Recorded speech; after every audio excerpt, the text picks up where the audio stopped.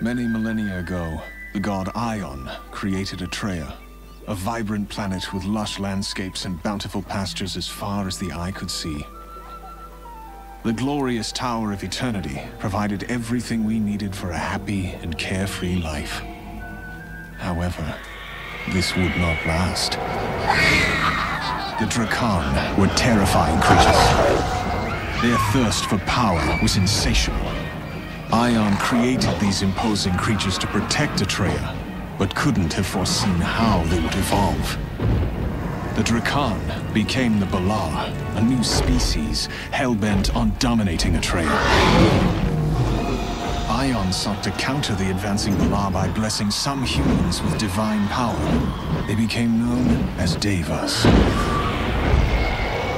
After years of brutal fighting, both sides sought a truce, but an assassination would change the fate of Atreia forever.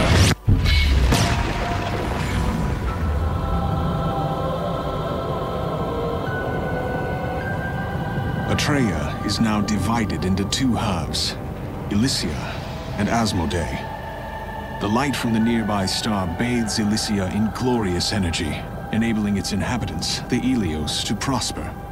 Meanwhile, the Asmodians on the upper half of the planet suffer through endless darkness in a cold and merciless landscape. These opposing races must now face each other and confront the terrifying Balaur if they hope to control the fate of Atreia.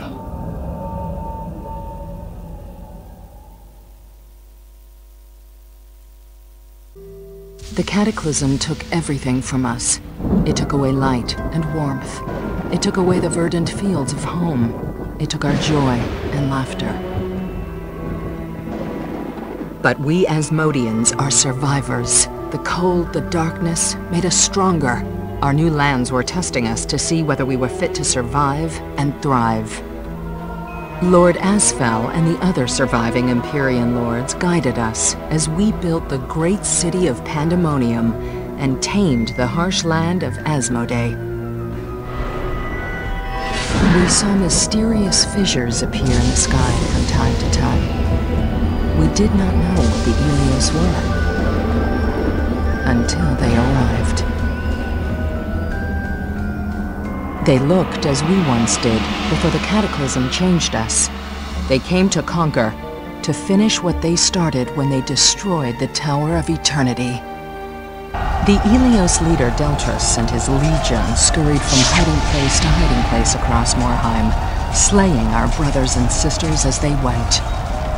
Lord Zekel finally confronted Deltrus and tried to arrange peace, but the haughty Elyos regarded us as subhuman, and Zekel had no choice but to punish them for their murderous crimes.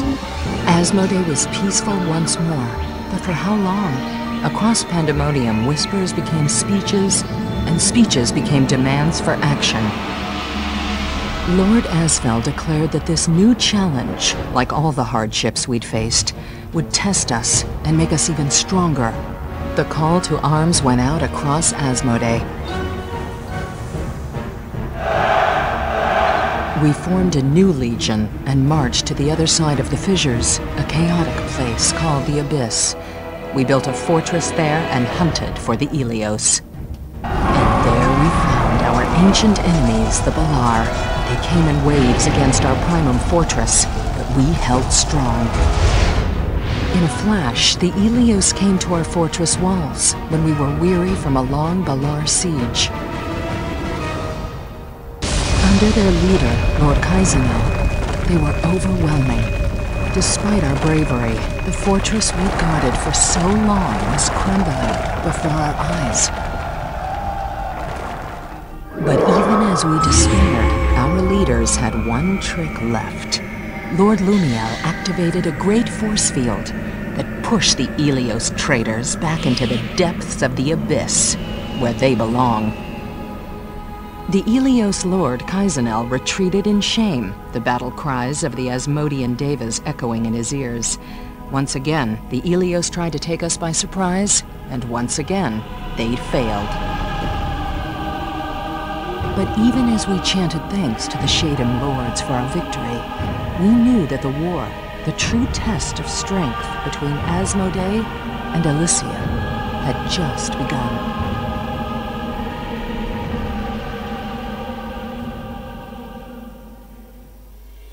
After the Cataclysm destroyed the Tower of Eternity, our people gathered at the base of the ruined tower. 5 of the Empyrean Lords had survived, and under their guidance, we built a new city, Sanctum, and began to repopulate the sun-blessed lands of Elysia. Despite our progress, we worried about mysterious fissures that appeared without warning. Those who went into the fissures never came back. Our leaders, who now called themselves Seraphim Lords, sent an expedition force into one of the fissures. Those who left Elysia that day didn't know whether they'd ever return. Yet they did return, and they told us of a place both frightening and wondrous. A place of chaos, made of wreckage from the Tower of Eternity, and overflowing with so much ether that flying was effortless. We called it the Abyss, and our explorers soon learned that they were not alone. The Balaur, our ancient enemies, called the Abyss home. The Seraphim Lords ordered the Legion of Storm, led by Deltrus, to explore every corner of the Abyss. They left Sanctum amid much fanfare. Deltrus and his Legion found an unusual fissure in the Abyss. They bravely stepped through, not knowing what awaited them on the other side. The Legion of Storm found a land whose people looked like us, but darker, almost feral.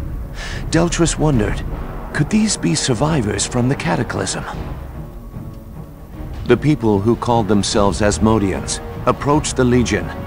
Their spokesman was Lord Zekel, an Empyrean Lord before the Cataclysm. Many suspected that Zekel had been responsible for the tower's destruction. Regardless, Deltrus greeted Zekel like a long-lost brother. But Zekel attacked the Seraphim Lords. Deltrus and most of his Legion gave their lives for Elysia on that day. When survivors from the Legion of Storm returned to us and told us of the Asmodians' crime, we grieved for our lost heroes. And then, we took action. The Seraphim Lords declared war on Asmodee. Every one of us wanted to avenge noble Deltrus. Days later, we fought the Asmodians and Balaur in the Abyss for the first time, but not the last. Not until we stand alone, victorious.